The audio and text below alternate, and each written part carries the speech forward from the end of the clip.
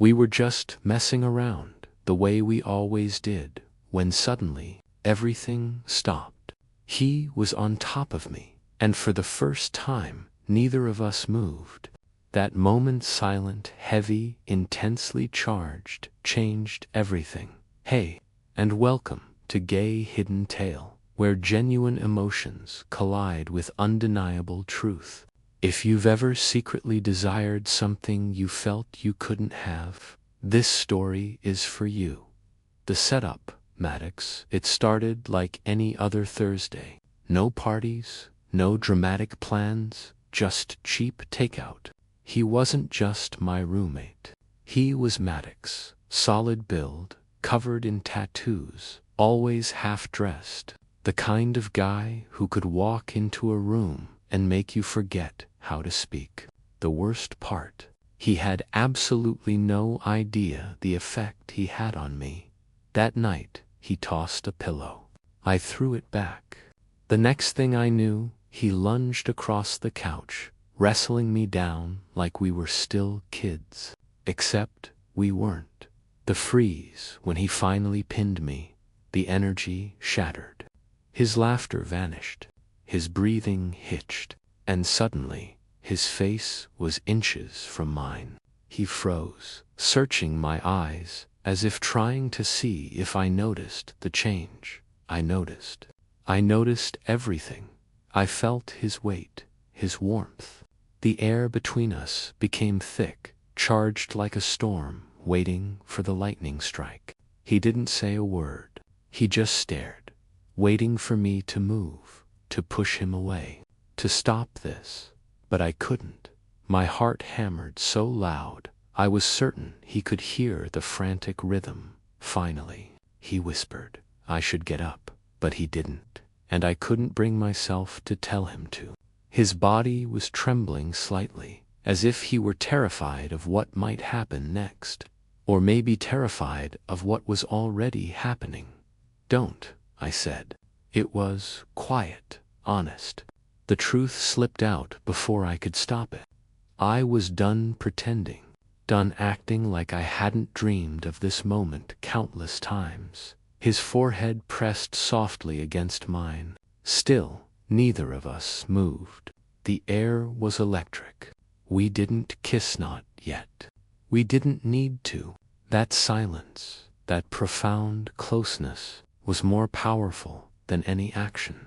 The confession, when he finally rolled off me, it was slow, hesitant, like he was physically resisting the move.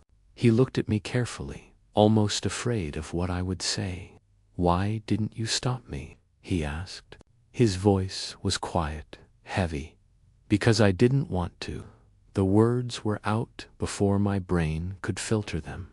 He just looked at me, really, looked at me, as if seeing me clearly for the very first time. Then he asked, can I stay in your bed tonight? No jokes, no games. Just the raw, simple question. I swallowed hard and simply nodded. We didn't speak as we walked to my room. Every step felt louder, heavier than the last. My heart was racing, not from fear, but from something else, something newly alive. He pulled off his hoodie and sat on the edge of the mattress. I lay down next to him. The silence between us was full, not empty, full of questions, full of everything we hadn't spoken. He reached out, his hand gently brushing my arm, an unspoken question. Is this okay? I let him. His fingers traced my skin with a hesitation that made my chest ache. Maybe he'd never done this before. Maybe I hadn't either, but it felt intensely right. Can I tell you something? He whispered. Yeah, I breathed. I think I've been pretending for too long, ... Holding this in, not letting myself feel it. His voice cracked with emotion. My throat tightened. I reached for his hand, and when our fingers locked, he let out a long, shaky exhale, as if he'd been waiting for that touch forever. We turned to face each other. He was so close. I could see everything in his eyes, even in the dim light. He didn't have to ask this time. He knew, and so did I. He shifted closer, chest to chest, one leg gently touching mine. The air thickened, charged, heavy with everything that was about to unfold. He whispered, almost shyly, "You're not going to push me away, are you?" I shook my head. "No, I want this." He didn't kiss me. Instead, he buried his face in my neck, pulling me closer, holding me tight. In that moment, nothing else existed. No pretending, no running away, just us. Finally, the world felt distant. No labels, no questions, just two friends, side by side, no longer hiding. Morning after, I didn't sleep much that night. Not because he was beside me, but because I didn't want the night to end. For the first time since we moved in, he was truly close. And for the first time in my life, so was I. The morning sunlight slipped softly through the blinds. I don't know what time it was. Early, maybe, but everything felt light, except my chest, which still felt heavy with emotion. Maddox was still there, warm against my side. Nothing had changed, except everything had. His arm rested across me, like it belonged there. Our breathing moved in sync. I stayed perfectly still, staring at the ceiling, wondering what this meant. Was it just one night? Would he pretend it never happened? Before my thoughts could spiral, he stirred. His arm tightened slightly, his fingers curling into my shirt. His voice was low, rough from sleep. "You're still here." I turned toward him. "You're still holding me," I whispered. He smirked, sleep still heavy in his eyes. "Yes, I am." We looked at each other, part awkward, part amazed, like we had woken up in a new world and absolutely didn't want to leave it. "Did I dream this?" he asked quietly. I shook my head. "No, you were really here with me." His eyes flickered open, heavy with sleep, then sharpened on mine. He didn't pull away. He didn't laugh it off. He just looked at me differently now, like he was searching for an answer, wondering if I regretted the night. I didn't, not for a single second. "Can I ask you something?" I whispered. He nodded. "Was last night just something you needed to let go of?" He blinked, then sat up slightly, serious now. "No," he said, his voice deep. "It wasn't that then. What was it?" He looked straight into my eyes. "It was something I've been holding back for too long. I just couldn't fight it anymore." I let those words settle between us. Then I finally said what I couldn't the night before. I wanted it to. Every second of it. Relief flooded his face. He moved closer than last night, closer than I was ready for, yet somehow exactly where I wanted him to be. His hand rested against my side, warm and steady. "You still want this?" he whispered. I didn't answer with words. I leaned in. Our lips didn't crash together. They met softly, carefully, but when they did, it felt like fire and calm all at once. His grip remained firm, like he refused to let go. When he pulled back just a little, he teased, "Still too much for you." I smiled. "I wanted it," I whispered. "Don't make me beg." The tension we'd carried for so long finally broke. He held me like I was something fragile, yet every part of him screamed that he didn't want to lose me. His touch was slow, patient, almost reverent. Every brush of his hand felt like he was memorizing me, and every time he whispered my name, it sounded like he'd waited years just to say it like that. He paused, suddenly, his forehead against mine, his breathing ragged. I asked. He nodded, but I felt the hesitation. I've never done this before, he admitted. Not like this. Not just physically, I mean, emotionally, with a guy.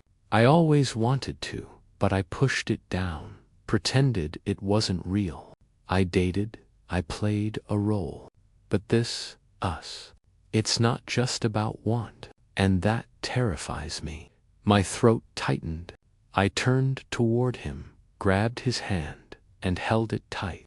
I'm not looking for something casual, either. I want you to want me like this, like now, like it matters. His jaw clenched. I do. The silence that followed wasn't awkward. It was heavy. It was real, like we had finally crossed a line. Neither of us wanted to go back. He pulled me closer, wrapping his arm around me, resting his chin near my shoulder. He breathed me in, slow and steady, as though it grounded him. You feel incredible, he whispered. I exhaled, completely melting into him. I've never wanted anyone like this, he added. Those words did something profound to me. They made my chest ache, made my breath catch, made my whole body feel like it was burning from the inside out because I felt the same. Exactly that. He pressed closer, not with urgency, but with certainty, vulnerable and wanting, and I let him. I wanted every part of it, his closeness, his touch, the way he looked at me then, in the quiet morning light, with his lips close to my ear. He whispered the words that turned my entire world upside down. I think I've loved you since the week we moved in. I closed my eyes. The room felt still, as if time had frozen just for us. I whispered back, finally stopping the fight, finally letting myself feel. I woke to the warmth of him breathing against my neck. Still there, still holding me, as if that was where he belonged. His arm rested across my stomach, heavy and grounding. His chest pressed against my back like a quiet promise. It wasn't the sunlight that woke me. It was him, real, present, mine. For a moment, I didn't move. I just listened to his slow, steady, safe breathing. His fingers shifted slightly against me. Even in sleep, he didn't want to let go. Even in dreams, he still chose me. Maddox, I whispered. He stirred, his voice thick with sleep. You're still here. He pulled me closer, his lips brushing my shoulder. I'm not going anywhere. It wasn't just the words. It was the quiet, certain way he said them, like he meant them with every part of himself. And maybe I needed that more than I ever realized. We stayed there, tangled together. No rush, no panic, just hearts and breath in sync. Then he shifted, gently rolling me to face him. His eyes, still heavy with sleep, found mine. I meant what I said last night, he whispered. I know, I breathed. I'm still scared. I know that, too. He kissed me softly, then rested his cheek against my chest. I've never told anyone how I feel before. Not like this. You don't have to tell anyone else, I whispered. Just don't stop telling me. His gaze lifted to mine, raw, unguarded, and glowing. I used to think love made me weaker. But with you, it feels like the only thing that makes me stronger. My eyes burned. No one had ever said that to me. No one had ever made me feel like I was enough. Like my love wasn't just accepted, but healing. But right then, I felt it. I felt like his safe place. When he kissed me again, it wasn't careful. It was steady, deep, full of everything he'd been holding back. It wasn't just want. It was need, not just for my body, but for my heart, my world, my existence. He held me like I mattered, and kissed me like I was sacred, and, for the first time, I let him all the way in, not just into my physical space, but into the fragile parts of me I usually kept locked away. Yes, that terrified me, because now I knew if he left, I wouldn't just miss his touch. I'd miss the way he looked at me, like I was the one person worth staying for. But he didn't leave. Not that morning. Not when we finally climbed out of bed. Not when we shared coffee, still in the same clothes we'd loved and laughed in. He didn't hide. He didn't run. He just kept looking at me like he was still discovering something new and liking every piece he found. We didn't label it. We didn't announce it. But that day, I knew he was mine, and I was his. 3 days passed. 3 nights in my bed. 3 mornings of sleepy smiles and soft kisses. 3 quiet days suspended in something too delicate to name. We hadn't defined it, but we didn't need to. Not when he reached for my hand under the dinner table. Not when he leaned into me on the couch like gravity pulled him there. Not when his eyes promised he wasn't going anywhere. It wasn't just heat anymore. It was softer. The way he brought me coffee without me asking.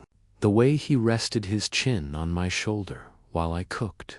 The way he watched me with a focused attention that made my chest ache. And then something happened I didn't see coming. We had people over, just a few friends from campus. Laughing, talking, passing around beers. It should have been nothing, but sitting across from him in a room full of people who didn't know, I started to worry. Would he pull away? Pretend nothing had happened? Then Marcus made a stupid joke about dating, commenting on how Maddox could have anyone he wanted. Everyone laughed. Everyone except Maddox. He looked at me, not panicked, not scared, just steady, making a choice. Actually, he said, I'm seeing someone. The room went quiet. Marcus grinned. Oh, yeah. Who's the lucky girl? Maddox didn't blink. He's sitting right there, he said, pointing straight at me. The world stopped. My breath hitched. Every eye turned my way. But Maddox just smiled, calm. Soft, proud. It sounded like the easiest thing in the world to say, like he wasn't ashamed, like he wanted them to know what I already did, that I was his and he was mine. He crossed the room, placed his hand on my shoulder, and kissed the top of my head. Just once, but it felt like absolutely everything. Later, after everyone left, I stood in the kitchen doorway, arms folded, my heart completely full. He came up behind me, wrapped his arms around my waist, and pressed his face into my neck. You okay? He asked. I nodded. You didn't have to do that. I know, he said. I wanted to. I turned to face him. Why now? He smiled. Because I'm not hiding anymore. Not from them. Not from you. Not from myself. I kissed him slow, deeper than any kiss I'd ever given. When I pulled back, I whispered, you have no idea what that meant to me. I think I do, he said softly, leaning his forehead against mine. Because it meant everything to me, too. That night, nothing was rushed. No games, no teasing, no hurry. We just held each other, face to face, legs tangled, arms wrapped tight. His fingers kept brushing my cheek over and over, like he was reminding himself that I was real, that I was right there and in the quiet darkness, with only the sound of our breathing between us. He whispered one last thing. I want this. I want you, not just now, not just when it's easy. I want to fall asleep like this every night. I want to wake up beside you. I want to argue, make up, laugh, and grow old together. I let out a shaky laugh as a tear slipped down my face. I want that too, I told him. We didn't need labels. We didn't need titles. All we needed was the truth. And in that bed, in that quiet, wrapped safely in his arms, I realized something. He may have started out close to me, but in the end, he found his way right into the center of my heart. And I didn't stop him, because I never wanted to. Not then, not now, not ever. That's a great idea. A compelling title, description, and thumbnail text are crucial for getting views. Based on the highly emotional and dramatic script, here are some options designed for maximum engagement and discoverability on YouTube.